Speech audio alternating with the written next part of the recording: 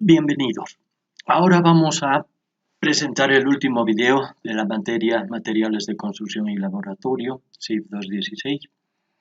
Y vamos a hablar aquí de un tema que es muy amplio, ¿no? En realidad esto daría para ser una materia entera. Entonces vamos a limitarnos a señalar los materiales más destacados y sobre todo vamos a poner énfasis en los materiales que se encuentran en el mercado local, que es lo que más les interesa a ustedes.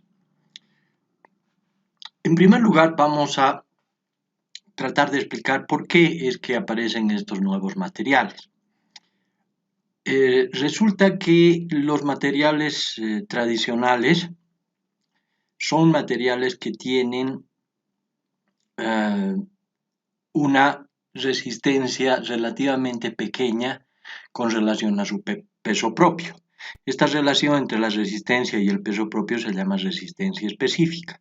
Entonces, se ha buscado permanentemente materiales con mayor resistencia específica, de manera que se pueda ahorrar en el material y se pueda realizar obras de mayor envergadura. Por ejemplo, puentes con luces más grandes, edificios más altos, con columnas más pequeñas, con vigas más pequeñas, etcétera, etcétera, ¿no?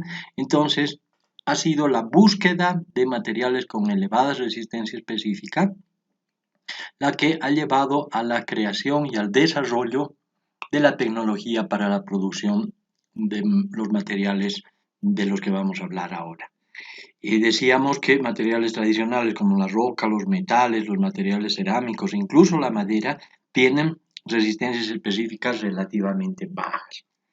Un ejemplo muy interesante de un material con elevada resistencia específica son los huesos humanos, que están compuestos por una matriz de cemento cálcico, vamos a decir, y un refuerzo de fibras de colágeno. Otro material muy interesante que tiene una elevada resistencia específica es la tela de la araña, ¿no? Que como ustedes saben, resiste fuerzas bastante increíbles para la finura del material y para la aparente fragilidad que se puede ver a simple vista. Entonces ustedes tienen aquí un pequeño gráfico tomado de un texto llamado La ciencia e ingeniería de los materiales de Donald Askeland, en el que pueden ver algunas referencias sobre resistencias específicas de diferentes materiales, ¿no? En este gráfico, en el eje vertical, en el eje de las ordenadas, tenemos la resistencia específica a la tensión, a los esfuerzos de tracción, y en el eje horizontal los módulos específicos también a la resistencia a tracción. Esto quiere decir el módulo elástico con relación al peso propio. La resistencia quiere decir, como decíamos, la tensión con relación al peso propio o a la densidad, que es lo mismo, ¿no? Entonces fíjense que aquí en la parte baja de la línea derecha tenemos los polímeros y los metales, ¿no? Donde se destacan el aluminio y el acero. Y en la medida en que vamos subiendo hacia arriba en esta gráfica, vamos obteniendo materiales con mayor resistencia específica. Si ustedes ven aquí, estos materiales tradicionales, los plásticos normales y los metales, tienen resistencias específicas relativamente pequeñas. El vidrio es un material con mayor resistencia específica, pueden ver aquí diferentes tipos de vidrio, y aquí tenemos ya materiales como el Kevlar o el grafito, las fibras que como se llaman de boro, de carbono, de las que vamos a hablar después. Esos materiales son materiales con mayores resistencias específicas, es decir, con resistencias más altas con relación a sus densidades o a sus pesos propios. Vamos a hablar de ellos más a continuación. Pero como pueden ver aquí, entonces se han encontrado ya materiales con resistencias específicas mucho más interesantes que los materiales tradicionales. Entonces, a partir más o menos de la segunda mitad del siglo pasado, que se inicia la época de los llamados materiales sintéticos, que en principio se refieren a los plásticos, pero no exclusivamente a ellos, como vamos a ver. Y se habla mucho también de los materiales compuestos. Vamos a describirlos con un poco más de detalle en las próximas diapositivas. Desde la fabricación de la baquelita, que se puede considerar el primero de todos los plásticos, más o menos en 1909, fíjense, hace más de un siglo, Desde entonces hasta hoy se han desarrollado muchos materiales, se ha desarrollado mucho la tecnología en cuanto a esta rama y principalmente en cuanto a los materiales compuestos. ¿Qué quiere decir materiales compuestos? Quiere decir matrices, generalmente matrices poliméricas, reforzadas con fibras de otros materiales, ¿no? Entonces, fíjense que habíamos mencionado en una diapositiva anterior los huesos como un material compuesto, ¿no? Que tiene una matriz de un determinado material que a su vez está reforzada con fibras de otro material. Los materiales compuestos entonces consisten en combinaciones de materiales de diferentes características para lograr prestaciones mejoradas para aplicaciones específicas. O sea, la combinación de los materiales nos va a permitir obtener un material compuesto que va a tener mejores características y mejores propiedades para usos específicos. En el caso de los materiales compuestos para la construcción, se trata generalmente de matrices poliméricas que brindan facilidad de procesamiento, cohesión y conservación de forma para el material de refuerzo y protección contra el intemperismo. Es decir, la matriz tiene esos tres objetivos fundamentales. Repito, facilidad de procesamiento, cohesión y conservación de la forma del material de refuerzo y protección del material de refuerzo contra el intemperismo. En tanto que el material de refuerzo, que es otro material, brinda generalmente mayor resistencia mecánica y eventualmente mayor rigidez también. Si pensamos en la madera, que es un material del que hemos hablado ya anteriormente, podemos recordar que la celulosa constituía la fibra, ¿no? Y estaba revestida y protegida por una matriz de hemicelulosa y de lignina. Ahí tenemos un ejemplo de material compuesto natural, ¿no? Entonces la lignina y la hemicelulosa en ese caso forman la matriz y la celulosa forma la fibra de refuerzo. Ahora, ¿cuáles son las características más importantes de estos llamados nuevos materiales? En primer lugar está la ligereza, porque como hemos visto, tiene que tratarse de materiales con mayor resistencia específica y por ello deben ser materiales más livianos, con relación a los materiales tradicionales, lógicamente. Fíjense que las densidades de estos nuevos materiales están entre 0.03 y 2 kilogramos por decímetro cúbico. Para hacer una comparación, ustedes saben ya que el hormigón, por ejemplo, tiene una densidad de alrededor, el hormigón armado además, tiene una densidad de alrededor de 2.4 kilogramos por decímetro cúbico.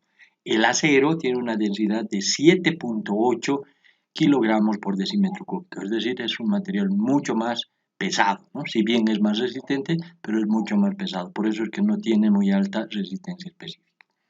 Otra característica importante que se busca en estos materiales es la resistencia a la corrosión y a los agentes ambientales, es decir, se buscan materiales que puedan durar mucho tiempo prestando los servicios a los que están destinados. Deben tener también buenas resistencias mecánicas. En el caso de los plásticos puros, esto no se puede conseguir, por eso es que se habla de polímeros y plásticos reforzados. Luego está la posibilidad de moldeo, ¿no? Variedad de formas y diseños. Con estos nuevos materiales, como ustedes van a ver en algunos de los videos recomendados, hay una infinidad de posibilidades de formas y diseños. Generalmente se trata de materiales autolimpiables, es decir, que prácticamente con la lluvia son capaces de limpiarse, ¿no? Muchas veces se busca también buen aislamiento térmico y acústico. Si bien este tema del aislamiento térmico no está muy bien tomado en cuenta, digamos, en nuestro medio, porque todavía el común de la gente no tiene los recursos suficientes para tener sus casas con aislamiento térmico, por ejemplo, pero hay que decir que en otros países, sobre todo en Norteamérica y en Europa, muchas de las viviendas, o prácticamente todas las construcciones en algunos países, tienen aislamiento térmico para soportar los rigores de los inviernos crudos que tienen en esos países. El aislamiento acústico también tiene su interés, por supuesto. Luego están otras posibilidades, como es el caso de la pigmentación, luminosidad, translucidez, opacidad, etc., que es algo que vamos a desarrollar un poquito más adelante también. Ahora, también se puede decir que estos materiales tienen algunas desventajas y limitaciones. Para los materiales con mejores prestaciones, la principal desventaja o limitación es su elevado costo. Y en el caso de Bolivia, en el caso nuestro, la escasa disponibilidad. Es decir, todavía no están disponibles muchos de los materiales de los que vamos a hablar y si es que llegan a estarlo, entonces tienen un costo muy elevado. Y hablando ya particularmente de los polímeros, estos tienen en general los siguientes inconvenientes. Tienen limitación en el uso de elevadas temperaturas. Estamos hablando aquí de los polímeros termoplásticos, como vamos a ver después. Tienen resistencias mecánicas modestas si es que no son reforzados. Los plásticos puros tienen resistencias mecánicas modestas. Luego está la peligrosidad en caso de incendio porque son materiales que despiden gases tóxicos, ¿no? Y el humo que emiten también es bastante tóxico. Y luego está otra gran desventaja que es la inestabilidad del color ante los rayos ultravioletas, la fragilización del material y la inestabilidad del color. Es decir, cuando este material es expuesto al sol, los plásticos puros, hablamos de eso, cuando estos son expuestos a la radiación solar, entonces se vuelven más frágiles y pierden el color. Bien, ahora vamos a empezar a hablar de los materiales compuestos que hemos definido en unas diapositivas antes y vamos a comenzar hablando de las matrices, ¿no? Las matrices, como hemos dicho ya anteriormente, constituyen el material base en el que se alojan otros materiales, muchas veces en forma de partículas, de fibras, de cargas minerales o aditivos, para obtener características mejoradas, conformando así los materiales compuestos. Estas matrices generalmente están constituidas por polímeros. Ustedes ya saben lo que es un polímero, lo hemos estudiado en el caso de la madera, que tiene un polímero natural, que es el caso de la celulosa, pero fíjense que en ese caso la celulosa constituía más bien la fibra, ¿no? No la matriz, sino la fibra. Los polímeros entonces están constituidos por macromoléculas con un elevado peso molecular. Macromolécula quiere decir unión de monómeros para formar polímeros y por lo tanto se forman moléculas muy grandes que se denominan macromoléculas. Estas macromoléculas forman entonces series repetitivas de unidades estructurales más pequeñas llamadas monómeros. Los polímeros se clasifican en dos grandes grupos, ¿no? Los llamados termoestables y los termoplásticos. Los termoestables son relativamente más pocos, pero se caracterizan por mantener su dureza cuando se calientan, pero si se llegan a fundir se descomponen. Es decir, llega un momento con una temperatura bastante elevada en que se funden y entonces se descomponen, ya no es el mismo material. Ejemplos de estos son las resinas epoxi, las resinas de poliéster, de vinilester, etc. Son relativamente pocos, repito. Y luego están los termoplásticos, que son los que conocemos como plásticos comúnmente, que son materiales que se ablandan al calentarlos y endurecen al enfriar, es decir, no se descomponen, ¿no? Se pierden su dureza y rigidez cuando se calientan, pero cuando se enfrían inmediatamente vuelven a ser el mismo material. Es decir, se funden sin descomponerse. Ejemplos de estos materiales hay muchos, muchísimos más que los polímeros termoestables. Están el PVC, el polietileno, el polipropileno, el policarbonato, etcétera, etcétera. Vamos a ver los más importantes entre ellos para su uso en la construcción. Vamos a hablar antes de los polímeros termoestables. Tenemos las resinas fenólicas, que son productos duros, insolubles e infusibles, que no tienen muchas aplicaciones en la construcción. Las resinas de vinilester, que tienen buena adhesión a las fibras de refuerzo. En algunos casos reemplazan a la resina de poliéster, que vamos a tratar un poquito más adelante. Tienen también algunos usos en la construcción, pero no son las más comunes. Y están las resinas epoxi, ¿no? Ustedes ya conocen el Poxipol o la poxilina que se comercializan en nuestro mercado para restauraciones, como pegamentos, etcétera, como adhesivos. Pero resulta que tienen un costo elevado, ¿no? Por eso se comercializan en botes o en pomos pequeños, porque no se puede comprar grandes cantidades de este material porque resultaría sumamente caro. Y luego tenemos la principal de las resinas termoestables, que es la resina de poliéster. Esta resina de poliéster es especial en el caso de la construcción porque por un lado impregna muy fácilmente a la fibra de vidrio, que es algo de lo que vamos a hablar más adelante, y por eso se utiliza reforzada con este material, ¿no? Placas de resina de poliéster reforzada con fibra de vidrio se utilizan en artefactos sanitarios, en parques infantiles, se utilizan en embarcaciones, en yates, en botes, se utilizan para motocicletas, se utilizan en muchas diferentes aplicaciones. En la construcción también se utilizan como paneles de recubrimiento de fachadas, se utilizan para reparaciones interiores, en las llamadas drywall, en cielos falsos, etcétera, etcétera. Vamos a hablar más de ellas un poquito más adelante. Se recomiendan los siguientes videos de YouTube para ilustrar diferentes tipos de procesos de fabricación de elementos de poliéster reforzado con fibra de vidrio, puesto que, como hemos dicho, se trata de un material con diversos usos en la construcción. En estos videos van a poder ver cómo se puede elaborar este tipo de paneles con las resinas chisgueteadas prácticamente con un chorro, o bien por procesos ya más sofisticados para producción en masa, ¿no? En cadena. Otro proceso importante para la fabricación de elementos de poliéster reforzado con fibra de vidrio es el llamado proceso de pultrusión, ¿no? En el que, como pueden ver ustedes aquí en esta gráfica, ¿no? se van preparando antes las fibras de refuerzo, que generalmente se trata de fibra de vidrio, ya sea como hilos o como pequeñas mantas, ¿no? que van entrando, son sopadas en una resina y luego pasan por un proceso de calentamiento, de activación de la resina para conformar el material ya terminado, que en este caso, como pueden ver, es una viga, ¿no? Un perfil. En realidad es un proceso bastante rápido que permite producir una diversidad muy grande de elementos para la construcción. Aquí también se recomiendan algunos videos para que vean diferentes formas para este proceso de pultrusión. Fíjense que el poliéster reforzado con fibra de vidrio no es el único material que puede ser trabajado con este proceso. Hay también otros materiales que pueden hacerlo.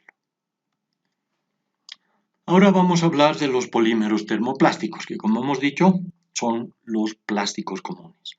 El primero de ellos es el PVC, llamado policloruro de vinilo, que es un plástico muy versátil y se utiliza principalmente en tuberías y en pavimentos para la construcción. La mayor parte de las tuberías de plástico comercializadas en nuestro medio son de lejos hechas de PVC.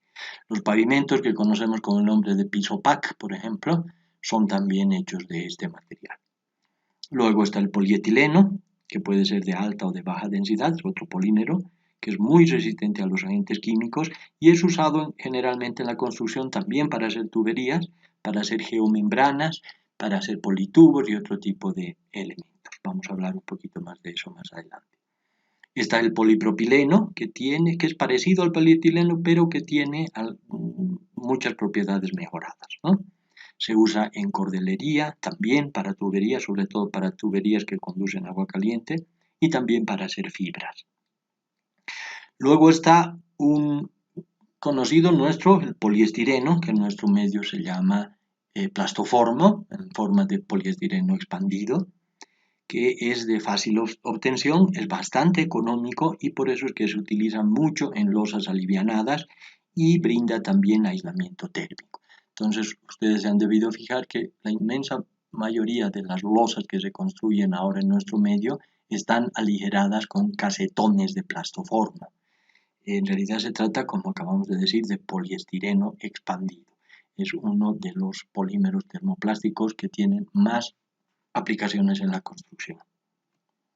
Aquí tienen ustedes unas imágenes de las baldosas de PVC, vamos al piso pack, y en la imagen de la derecha tenemos tuberías, ¿no? Vamos a hablar con mayor detalle de las tuberías más adelante en este video. Aquí tienen algunas de las aplicaciones del poliestireno en la construcción.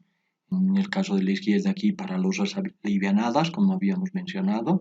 Y aquí en el caso de la derecha tenemos ejemplos de lo que los comerciantes aquí llaman geofoam, de Tecnopor concretamente, que fíjense que sirve para estabilizar taludes, ¿no? En este caso se reemplaza el material del suelo con un material más ligero y resistente, que es el caso del geofoam, que es un plastoformo de alta densidad. Geofoam en inglés significa espuma para suelo, ¿no? Espuma de suelo. Y entonces este material se encuentra ya en nuestro mercado y sirve para estabilizar taludes, reduciendo el peso propio del material e introduciendo un material que tiene resistencia similar. Otro polímero termoplástico importante es el policarbonato, que tiene como particularidad su translucidez y por ello es usado principalmente en la fabricación de cubiertas. Ahora que hemos hablado de las matrices, vamos a empezar a hablar de las fibras. Como hemos visto ya previamente, si ustedes recuerdan, en el caso del suelo como material de construcción, mencionábamos las fibras como refuerzo de otros materiales. El adobe, por ejemplo, es también un material compuesto, ¿no? Que tiene una matriz a base de arcilla, de suelo con arcilla, y que tiene como refuerzo las fibras vegetales generalmente. Entonces, la inclusión de fibras en un material es un procedimiento muy difundido y muy antiguo porque proporciona muchas ventajas, entre otras las siguientes. Mejora la resistencia a tracción y por lo tanto a flexión. Ustedes saben que la flexión es un esfuerzo combinado. Mejora la resistencia al impacto. Controla el agrietamiento y el tipo de rotura, es decir, permite que la rotura no sea muy frágil y brusca y sea un poco más dúctil, es decir, que vaya rompiéndose en grietas más finas, más pequeñas y en mayor cantidad, ¿no? Modifica las características reológicas del material, esto quiere decir que en estado fresco le da mayor trabajabilidad. Mejora la resistencia a la corrosión y a la abrasión, es decir, al desgaste. Entonces, como ven ustedes, las fibras tienen muchos efectos positivos. En principio, los más importantes son la mejora de la resistencia y eventualmente la rigidez, pero hay también otras propiedades que se ven mejoradas con la inclusión de fibras en los materiales. Vamos a hablar de la más difundida de todas las fibras, es la llamada fibra de vidrio, que se fabrica en forma similar al vidrio. Van a ver ustedes un video un poquito más adelante, un video recomendado, haciendo pasar el material fundido por pequeños orificios y estirándolos para formar hilos. Estos son luego revestidos por una dispersión pegajosa que permite la unión de los filamentos y que al mismo tiempo les brinda protección. Entonces, los materiales reforzados con fibra de vidrio presentan una excelente relación resistencia-costo, estabilidad dimensional y también resistencia a la corrosión. Hemos hablado ya del poliéster reforzado con fibra de vidrio, que es un ejemplo típico para esta aplicación. En el caso del hormigón, existe una fibra de vidrio especial que se llama la fibra de vidrio AR, que quiere decir resistente al medio alcalino, que se puede utilizar para reforzar el hormigón, porque resulta que la fibra de vidrio común, la tradicional, es afectada por el medio alcalino que se genera en el hormigón. Ustedes saben que la producción de portlandita, cuando el cemento se hidrata, ¿no?, genera un ambiente básico con un pH de alrededor de 13 que ocasiona esta alcalinidad que puede atacar a la fibra de vidrio si es que no está debidamente preparada. Existe en el mercado la llamada fibra de vidrio AR, o resistente al medio alcalino, que sí se puede usar para reforzar el hormigón. Aquí tienen ustedes algunas imágenes de elementos de fibra de vidrio. Fíjense que aquí tenemos en la imagen de la izquierda una manta, que es como un colchón, que se utiliza mucho en el extranjero para el aislamiento térmico. Les decía hace un rato que aquí en Bolivia, por cuestión de escasez de recursos, todavía no se suelen construir viviendas con aislamiento térmico como se hacen en otros países. Pero poco a poco esto se va a ir introduciendo y tiene de hecho aplicaciones en muchas industrias, ¿no? Estas mantas de fibra de vidrio permiten un muy buen aislamiento térmico. Aquí a la derecha y en la parte de abajo tenemos otra cosa muy interesante. Fíjense que ya se comercializan barras para el refuerzo de hormigón hechas de fibra de vidrio. ¿no? Inclusive les puedo mencionar que en una ocasión se han acercado comercializadores al instituto para pedir que hagamos estos ensayos. Lamentablemente no llegamos a concretar esa solicitud porque vinieron solamente una vez y como nosotros todavía no hacíamos, bueno, no lo hacemos todavía y no teníamos acceso a las normas, entonces no pudimos ofertarles ese servicio de inmediato. Pero esto es algo que se viene en el futuro. La fibra de vidrio tiene resistencias muy interesantes y puede reemplazar al acero de refuerzo para el hormigón. Obviamente se trata de una fibra de vidrio especial, como hemos visto en la diapositiva anterior. Y aquí tienen ustedes el caso de una varilla corrugada, igual que el caso del acero. Y aquí en este otro caso tienen también otras varillas de refuerzo de hormigón, pero estas, si bien no se nota muy bien en la diapositiva, pero estas tienen una capa de arena, ¿no?, que se les ha puesto para hacer rugosa la superficie, de manera que se pueda conseguir buena adherencia con el hormigón. Se recomienda el siguiente video, cuyo link tienen ustedes aquí, es un video de YouTube, donde se puede ver con mucha elocuencia, digamos, se puede ver de una forma muy pedagógica, didáctica, la fabricación de estas mantas de fibra de vidrio. Otra fibra muy importante es la llamada fibra de carbono, que es fabricada a partir del poliacrilonitrilo, o bien de una mezcla de resinas de poliéster y vinilester también, pero es un proceso bastante complejo que requiere varios pasos de estabilización, carbonización, grafitización, tratamiento superficial, etcétera, etcétera. Y se trata de un material sumamente moderno que tiene una alta resistencia específica. Tiene densidades que varían entre 1.5 y 2 kilogramos por decímetro cúbico, es decir, kilogramos por litro, y resistencias que están en el orden de los 2000 y 3000 megapascales. Fíjense entonces que tienen resistencias iguales a las de los aceros más resistentes, pero tienen densidades mucho menores. Sus densidades están más o menos comparables con la cuarta parte de la densidad del acero. Tienen módulos elásticos parecidos a los del acero, pero sus resistencias son mucho mayores. Tienen también gran resistencia a la fatiga, a la abrasión y a los agentes agresivos. Sus principales desventajas son su relativamente poca plasticidad y por el momento el elevado costo que tienen y la relativamente baja resistencia al impacto comparada con otros materiales. Pero en cuanto a resistencia y a densidad es un material que supera al acero, como pueden ver por las cifras dadas. Aquí tienen ustedes un ejemplo de utilización de fibra de carbono con las llamadas platabandas, son estas tiras negras que ven aquí, que están reforzando una losa y que son de fácil aplicación, porque lo único que se hace en este caso es agarrar y con una resina epoxi, por ejemplo, pegar la platabanda en la parte baja de la viga y de esta manera se puede incrementar de una manera sustancial la resistencia a tracción y por lo tanto la resistencia a flexión de las vigas. Sika es un comercializador de este tipo de platabanda. Aquí tienen ustedes otro caso de la fibra de carbono. En este caso se trata de un tejido de fibra, que como pueden ver aquí ha sido proporcionado también por el mismo fabricante, por Sika. Y en este caso estos tejidos pueden utilizarse para el refuerzo de columnas o de vigas. En el caso de las columnas, por ejemplo, se puede envolver la columna con este material y de esa manera crear un confinamiento tan grande que puede aumentar sustancialmente la resistencia de una columna que ha sido dañada por algún sobrepeso o por alguna otra circunstancia, ¿no? Entonces son elementos que gracias a su facilidad de colocación y a la pequeña cantidad en que se los necesita es que sirven mucho para reparaciones particularmente.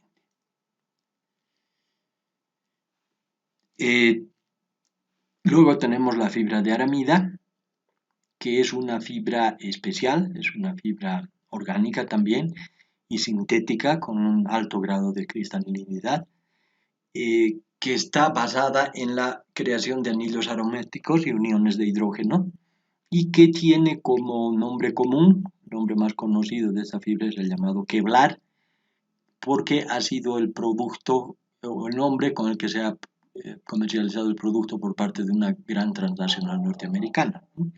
Ellos le han dado este nombre, Kevlar, y entonces más que fibra de aramida se conoce como Kevlar, y tiene también densidades muy bajas, comparables a las de la fibra de carbono, es decir, alrededor de 1,5 kilos por decímetro cúbico, y resistencias que están también en el mismo orden, entre 2000 y 3000, 3500 megapascales. Sus módulos de elasticidad son un poco más bajos, pero entre sus ventajas está su elevada resistencia al impacto. Este es un material que debido a la resistencia al impacto tiene muchas aplicaciones en la industria bélica, ¿no? Se hacen chalecos antibalas, se hacen cascos, se hacen corazas para movilidades, automotores, etcétera, etcétera. Entonces, tienen relativamente bajas resistencias a compresión y a flexión, por lo tanto, y tienen cierta vulnerabilidad ante la humedad, pero tienen muy alta resistencia a tracción, como les decía, y sobre todo una gran resistencia al impacto. Entre sus aplicaciones en la construcción está en la de hacer tirantes, ¿no? Igual que en el caso de la fibra de carbonos, se pueden hacer tirantes para puentes, por ejemplo. Otras fibras. También se fabrican fibras a partir de otros polímeros más comunes, como es el caso del polietileno, el polipropileno, el nylon, inclusive el poliéster. Algunas de ellas se utilizan también en materiales compuestos. Uno de los principales campos de aplicación de este tipo de fibras más comunes, digamos, es la elaboración de materiales geotextiles, ¿no? Que se utilizan en grandes dimensiones para el refuerzo de suelos en carreteras, principalmente por su gran estabilidad y su durabilidad, además de su resistencia mecánica y facilidad de colocación. Vamos a hablar un poquito más adelante con más detalle acerca de esto de los geotextiles. Están también los materiales para paneles tipo sándwich. Los paneles tipo sándwich son elementos compuestos formados por láminas de un material resistente y rígido y un núcleo de un material más ligero que tiene el objetivo de brindar ligereza al conjunto y aislamiento térmico y acústico. Se pueden usar en revestimientos de fachadas, en revestimientos interiores, las famosas drywall que están poniéndose de moda en la construcción actualmente, son muchas veces hechas con este tipo de paneles. Pueden usarse también en cielos falsos, etc. Bien combinados estos materiales pueden ofrecer una gran variedad de propiedades, ¿no? Los núcleos, es decir, la parte interior, que generalmente es un material ligero, puede ser un núcleo tipo nido de abeja, formados por estructuras regulares y repetitivas, muchas veces hexagonales, hechas de láminas metálicas con poco material metálico y con fibra de vidrio, cartón, etcétera, etcétera. O pueden ser los llamados núcleos de baja densidad, formados por espumas o estructuras celulares con cavidades llenas de gas, por ejemplo, plastoformo o poliuretano, que es otro material importante del que vamos a hablar un poquito más adelante. Fíjense que estos paneles entonces tienen en la parte de afuera un material rígido que muchas veces es poliéster reforzado con fibra de vidrio, es uno de los materiales más comunes para las láminas de la parte exterior, y en la parte central un material ligero, que puede ser núcleo de nido de abeja o núcleo de baja densidad.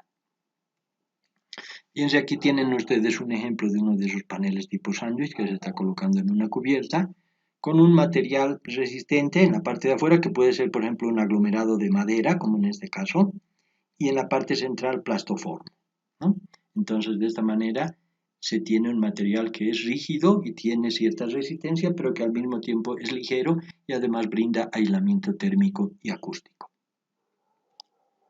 Aquí tienen el poliuretano del que hablábamos antes, que se lo fabrica mediante una reacción química que produce una esponja que se endurece rápidamente, ¿no? Debido al elevado contenido de burbujas de aire que están atrapado en el interior del material, se lo usa principalmente para aislamiento térmico y acústico. Fíjense que también se pueden producir vigas y perefiles por medio del mecanismo de pultrusión utilizando poliuretano. Pero se trata de un poliuretano de mayor densidad, obviamente. Luego tenemos los elastómeros, que son también polímeros, pero son polímeros especiales porque tienen una gran elasticidad. es decir, deformaciones reversibles de hasta 300, 400, incluso pueden llegar a 800% de deformación elástica sin romperse. Entonces se trata de materiales muy particulares, por cierto, que tienen aplicaciones muy específicas también. Los más comunes son el caucho y la goma. Y aquí cuando hablamos de estos elastómeros podemos referirnos a los naturales o a los artificiales, ¿no? El caucho natural o la goma natural viene de un árbol, ¿no? De donde se extrae el látex, el árbol de la goma, que es originario de la parte norte de Bolivia y algunos sectores del Brasil, y que paradójicamente, fíjense, se ha exportado, digamos, las semillas. Bueno, en realidad han sido robadas muchas de las semillas por parte de científicos europeos y se las han llevado a Malasia, Indonesia, y ahora la mayor parte de la producción de este producto a nivel mundial viene de allá, del sudeste asiático, pero el árbol es originario de aquí, de Bolivia. Y paradójicamente, como les decía, aquí en Bolivia todavía no tenemos industrias que produzcan esto y la materia prima base para hacer elementos de goma se trae del exterior. Esto es realmente una lástima, pero lamentablemente es una realidad. Esa es la razón por la que el costo es elevado también. Podría ser un material más barato si se fabricara aquí en nuestro país. Y puede ser material artificial también, en cuyo caso se llama neopreno y tiene muchas aplicaciones en apoyos para puentes.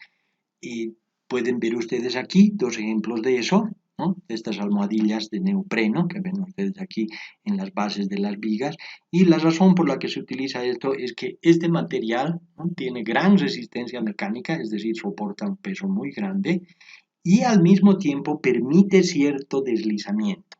Es decir, si por alguna razón, por el tráfico, por el viento, por los procesos de expansión y contracción del mismo hormigón o del material metálico, esto tiene que moverse. Entonces estas almohadillas de neopreno permiten esos pequeños movimientos sin destrozar la estructura. Entonces esta flexibilidad que otorgan estas almohadillas de neopreno lo hacen un material muy adecuado para apoyos, para puentes, ¿no?, para apoyos de vigas. Aquí tienen ustedes otro ejemplo de usos de estos elastómeros. En este caso tenemos elementos elastoméricos para juntas de dilatación, están colocados aquí entre otros dos elementos que pueden moverse por diferentes causas, pero eso no debilita el elemento completo porque esto permite esos movimientos, ¿no?, en ambos sentidos. Entonces incluso estos dos elementos pueden acercarse o separarse un poco entre sí, y la presencia de este elemento nos va a permitir esa flexibilidad por un lado y nos va a impedir el paso del agua también. Aquí tienen ustedes otro ejemplo de uso. Aquí también como water stop, es decir, para impedir el paso del agua y para permitir el movimiento entre dos elementos, ¿no? En este caso se refieren como materiales para juntas de impermeabilización. Aquí tienen otro caso, los llamados sellos o empaquetaduras. En inglés se dicen gaskets, es común escuchar esa denominación, y que se utilizan principalmente para el sello de tubos, ¿no? Un tubo es acoplado a otro, generalmente por medio de uno de estos elementos que nos permite dar impermeabilidad a la unión para impedir que salgan los líquidos y los gases, que además los tubos puedan moverse un poquito uno con relación al otro. Aquí tienen ustedes unas imágenes del Instituto de Ensayo de Materiales de una ocasión en la que hicimos control de calidad de gomas de dos de los principales fabricantes. En realidad no hay muchos en el país, pero dos fabricantes y distribuidores en el mercado local nos hicieron llegar sus probetas, tomamos muestras de ellos e hicimos el control de calidad de estas gomas destinados a elementos estructurales, para apoyos para puentes. Aquí tienen ustedes ejemplos de ensayos de tracción, aquí con una probeta tipo hueso, como pueden ver en la imagen superior izquierda. Aquí tenemos las mismas probetas, pero sometidas al calor para hacer el ensayo de envejecimiento. En este caso se calientan las probetas en un horno y luego se las somete al ensayo de tracción y se ve cuánto se han deteriorado, cuánta resistencia han perdido. Y en este caso de la derecha tenemos un ejemplo de una probeta para corte. Fíjense que en vista de que este material se utiliza en almohadillas para apoyos para puentes, este ensayo de corte es un ensayo muy importante. Es el principal ensayo en realidad para el control de su calidad, obviamente. Bien, vamos a hablar ahora ya más específicamente sobre algunos de los principales productos que se encuentran en nuestro medio. Vamos a comenzar con los cementos cola, que son materiales que no los hemos tratado en el caso del capítulo de cementos, porque contienen aditivos, ¿no?, que se pueden considerar parte de los llamados nuevos materiales. Estos cementos cola son muy utilizados en nuestro medio, se han difundido mucho para el pegado de azulejos, mosaicos, baldosas, etc. Y están hechos a base de cemento, sí, pero tienen cargas minerales, como es el caso del filler, por ejemplo, la arena, y tienen aditivos. Tienen dos aditivos principales, que son los polvos dispersables y la metilcelulosa. Entonces, esos dos compuestos hacen que podamos clasificarlos dentro de los llamados nuevos materiales de construcción.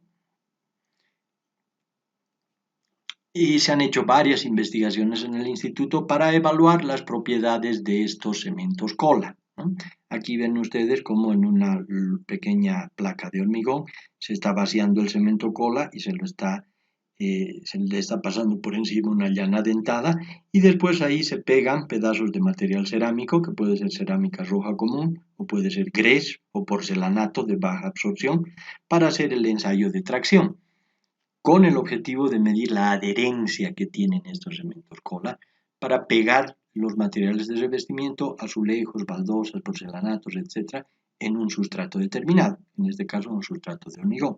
Entonces aquí tienen ustedes una máquina de ensayo que va a aplicar la fuerza por tracción directa, y aquí abajo tienen ustedes el material cerámico que está colocado encima del cemento cola ya endurecido. Y en cuanto a los cementos cola, si ustedes quieren información más detallada sobre las investigaciones que se han hecho en el instituto, pueden encontrarla en nuestra revista y en los proyectos de grado que hemos desarrollado en el área de materiales, ¿no? Últimamente, el año pasado, se ha hecho un último control de los productos que están siendo comercializados actualmente en el mercado.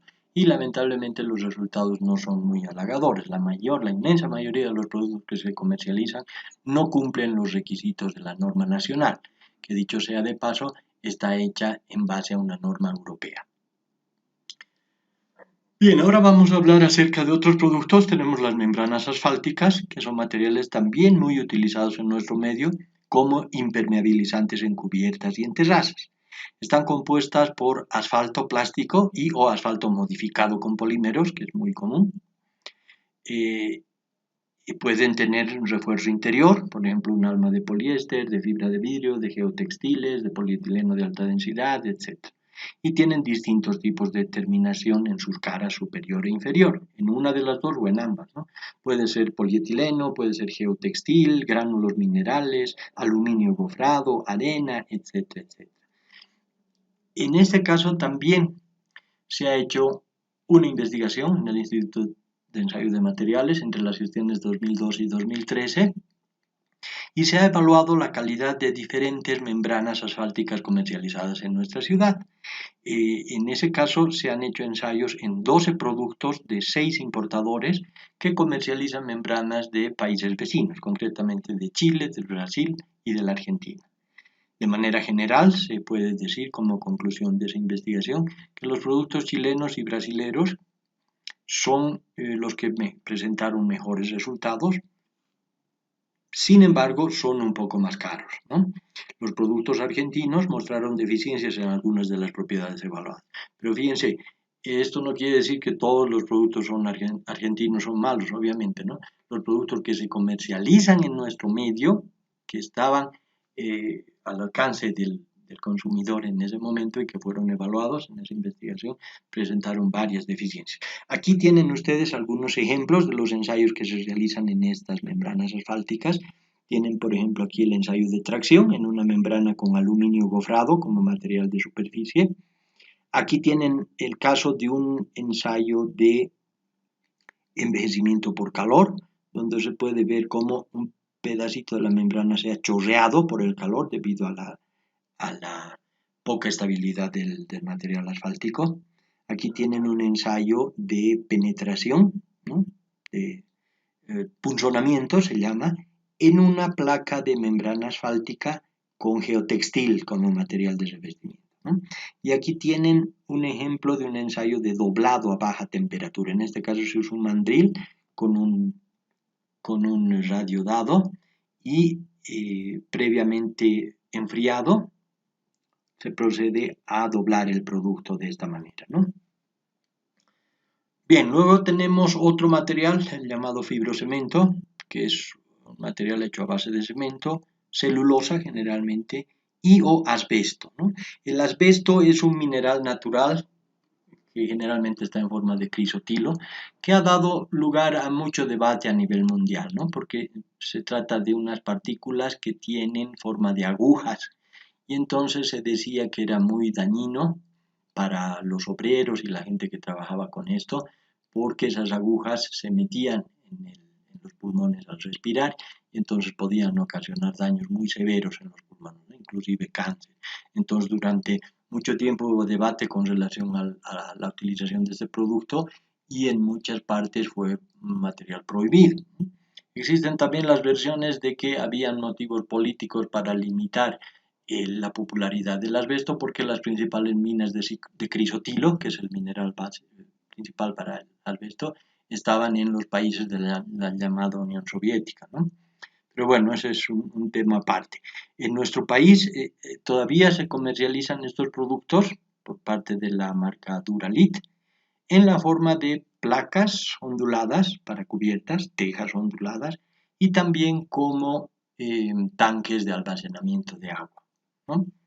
Aparte de eso no tienen muchas más aplicaciones, pero es importante decir que este producto está siendo desplazado por otros productos más baratos que han irrumpido con fuerza en el mercado. Tenemos los morteros húmedos premezclados.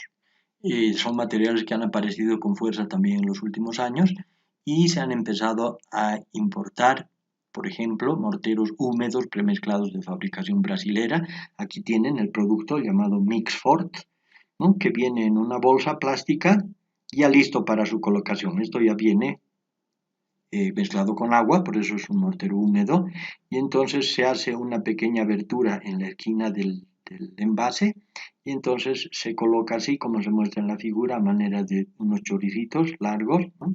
Y luego se pone directamente la otra pieza de mampostería encima. Entonces esto permite mucha rapidez en la colocación, poco desperdicio y agiliza los tiempos, ¿no? Y entonces, en términos generales, si se hace una comparación con un material, un mortero tradicional, entonces resulta bastante ventajoso, ¿no? Y, se ha hecho una investigación, se han hecho dos o tres investigaciones en el Instituto de Ensayo de Materiales, ¿no? Y se ha visto que son bastante interesantes como alternativa al mortero tradicional, pueden ser usados siempre y cuando no haya que cumplir algunas prestaciones especiales, ¿no? Por ejemplo, si es que van a haber fuerzas laterales y hay riesgo de que haya impacto en este tipo de muros, entonces eso sí no resiste, ¿no? El tema de la permeabilidad también es un tema a tomar en cuenta porque en vista de que no hay mortero en la parte vertical aquí, ¿no? En la junta vertical, entonces puede haber problemas de paso de agua o de gases en su caso, si es que no se toman previsiones para darle impermeabilidad al conjunto. Existen también morteros de este tipo premezclados pero secos, ¿no? Uno de los comercializadores más importantes aquí es Valcure en nuestra ciudad y también los señores del Perú, los peruanos de Yura, han intentado introducir en el mercado algunos de estos productos.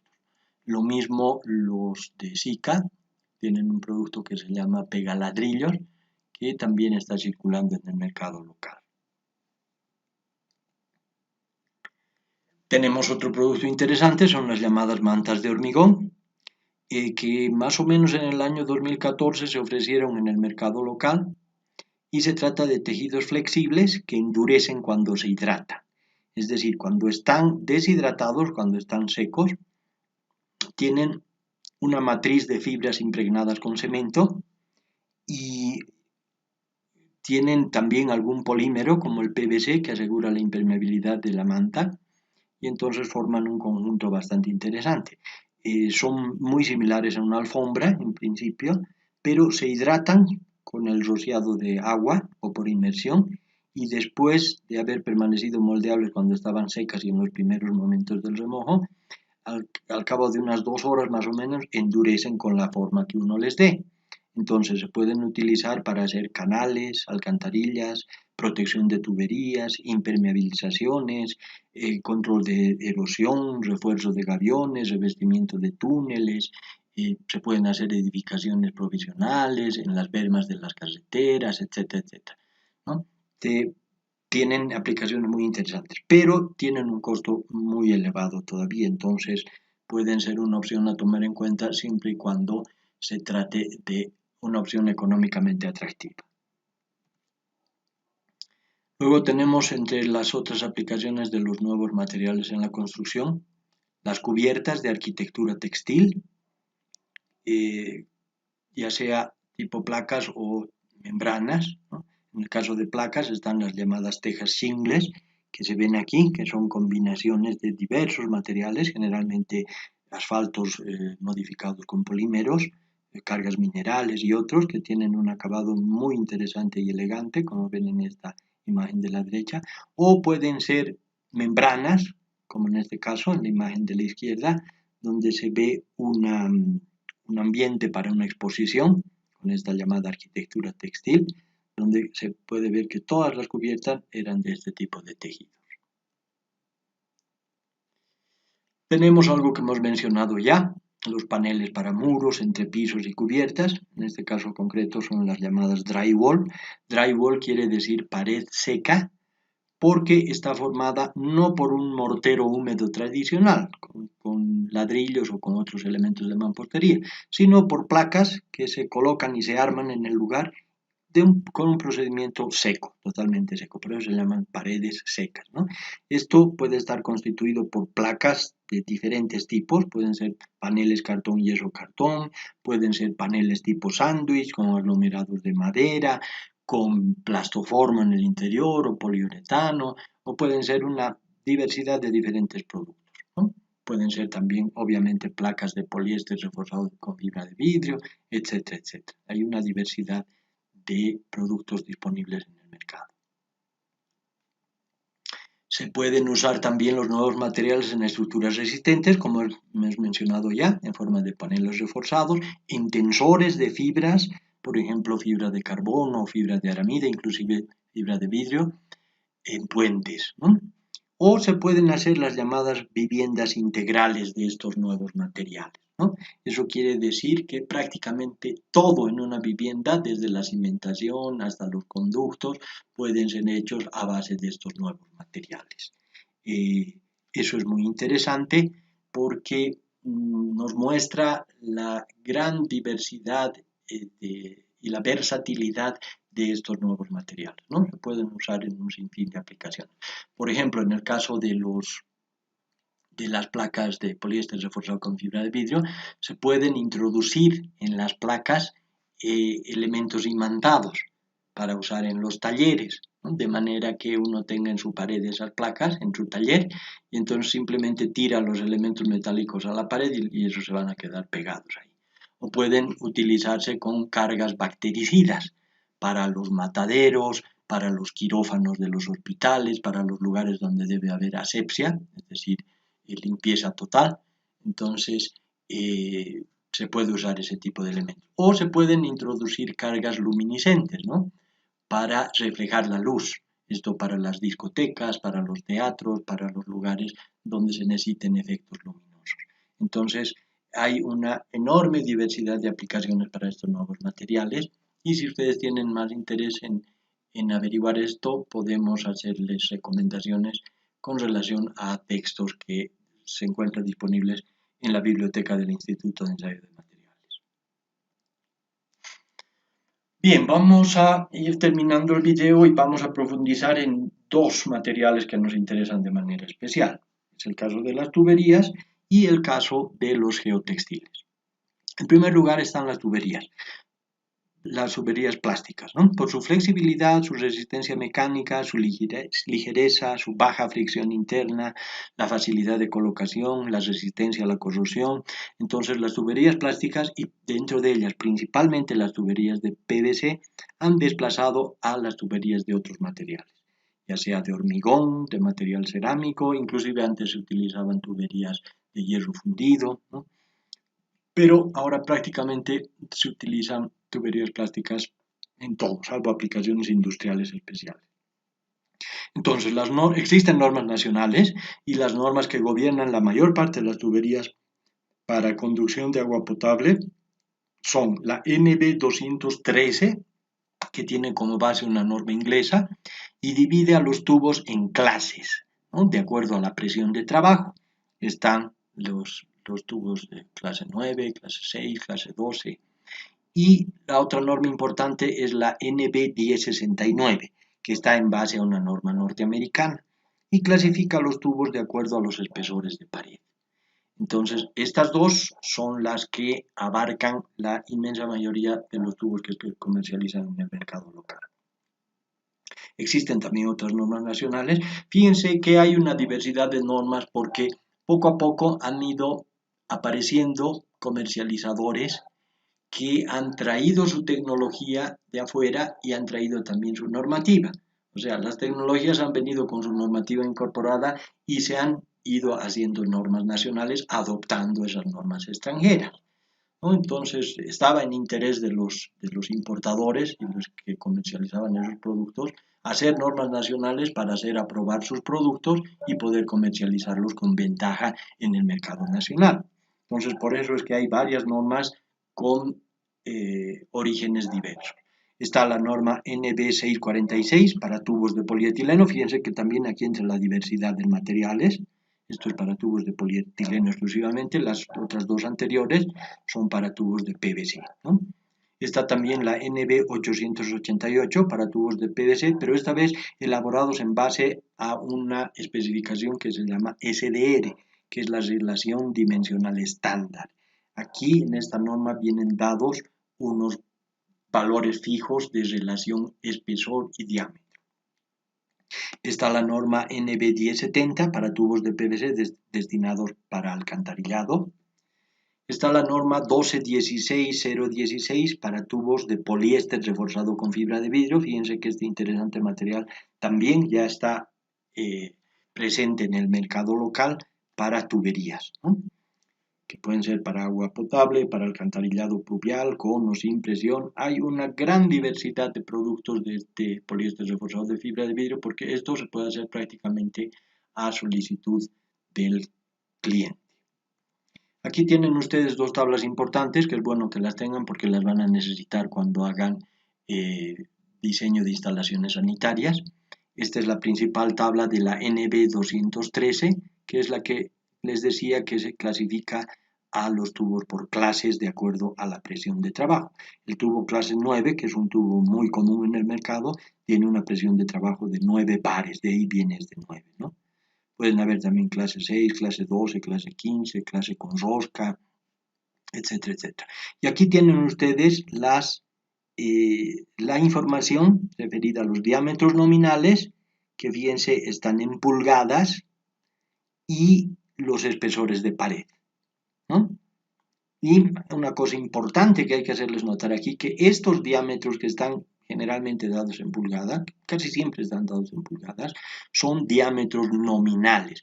Fíjense que pueden ser bastante diferentes de las dimensiones reales. Aquí tienen ustedes datos de la tolerancia del diámetro exterior y el espesor de pared. Entonces vean ustedes que, por ejemplo, para un tubo de 1 pulgada se tiene un diámetro exterior que es bastante mayor, 33.4, 33.7, y si nosotros les restamos el espesor de pared, entonces vamos a ver que no encaja exactamente con el valor que se tiene aquí. pero eso hay que tenerlo en cuenta porque se debe trabajar en realidad con las dimensiones reales. Esto no es nada más que una dimensión nominal, pero que sin embargo es muy útil y se usa mucho en el mercado.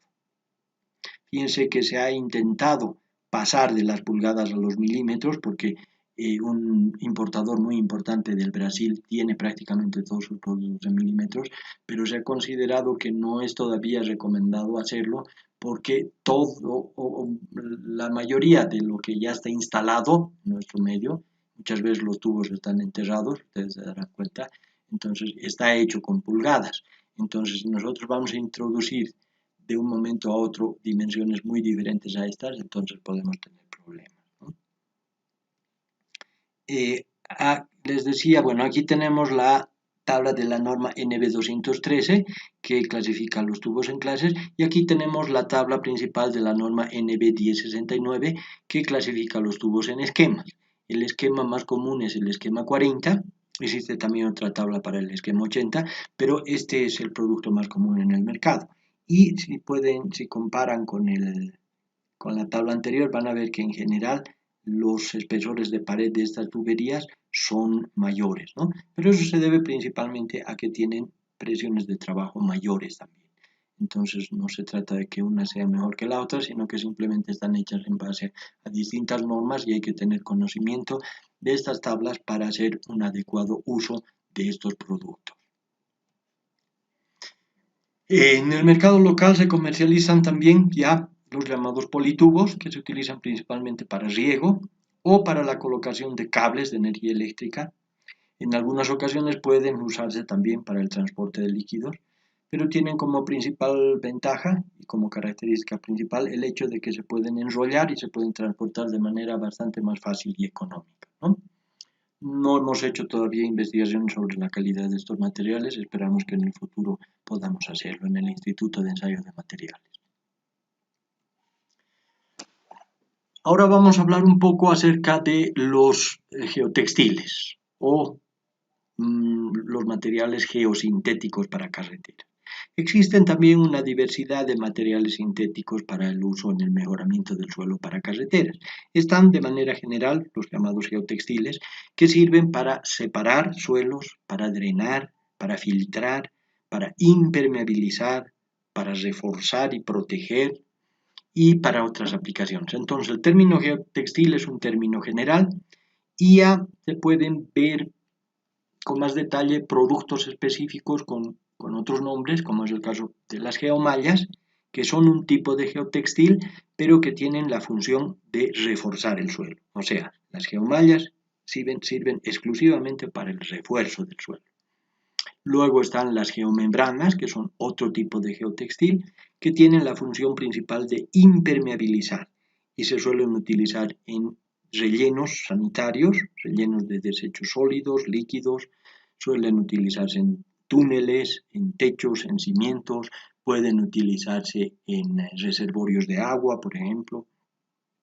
Están también las geomantas, que son otro tipo de geotextiles, que son membranas sintéticas que se utilizan para el control de la erosión, ¿ya? En este caso, estas mallas tienen que permitir el crecimiento de vegetales dentro y a través de ellas para permitir la protección contra la erosión. Existen también otros geotextiles que ya tienen finalidades más concretas, como es el caso, por ejemplo, del drenado y el filtrado de aguas, ¿no? Entonces vamos a ver un poquito eso. Decíamos que los geotextiles en general pueden tener la función de separar suelos, drenar, filtrar, impermeabilizar, etc. Aquí tienen un ejemplo de colocación de un geotextil. En este caso tienen una geomalla, concretamente, que tiene la finalidad de mejorar la resistencia mecánica del suelo. Esto generalmente se hace de algún plástico, ¿no? Puede ser polietileno, polipropileno, etc. Aquí tienen las geomembranas, que tienen la función de impermeabilizar para formar reservorios de agua o rellenos sanitarios, etc.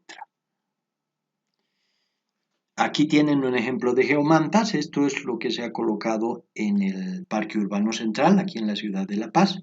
¿no? Si ustedes reconocen este lugar, van a ver que se han colocado esas geomantas y que permiten el crecimiento de vegetación para evitar la erosión y de esa manera darle una buena estabilidad a estos taludes.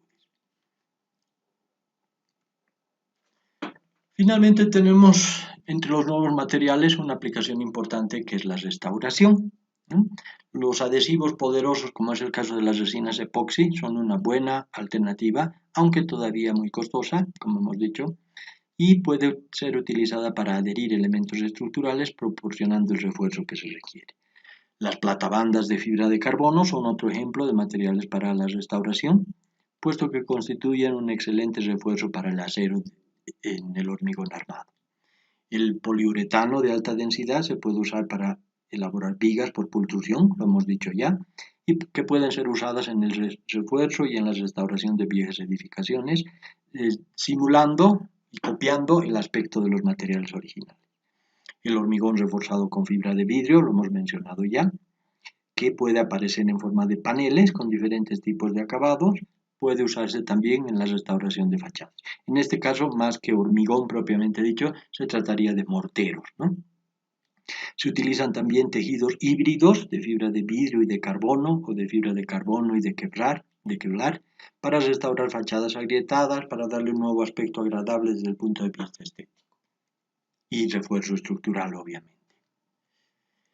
Fíjense que aquí tenemos una imagen para hacer mención a otro tipo de material de restauración reciente, que son las llamadas resinas de alta capacidad expansiva, que son resinas poliméricas que se inyectan en estado líquido y en el transcurso de unos segundos nada más son capaces de solidificarse con un aumento de volumen muy grande, de hasta 30 veces el volumen inicial, y generan presiones de hasta 10 megapascales en el interior. Entonces, si tenemos un suelo suelto que por alguna razón ha sufrido un sifonamiento o ha perdido resistencia y está causando asentamientos diferenciados en las edificaciones, entonces pueden usar estas resinas para reforzar el suelo y de esta manera recuperar el suelo que se ha hundido, ¿no? Y darle la resistencia adecuada. Y para terminar tenemos aquí otro caso de un material sumamente innovador y nuevo que ha aparecido en los últimos años. Se trata de los hormigones autocicatrizantes. Algunos les llaman también biohormigones, en inglés se llaman self-healing concrete, ¿no?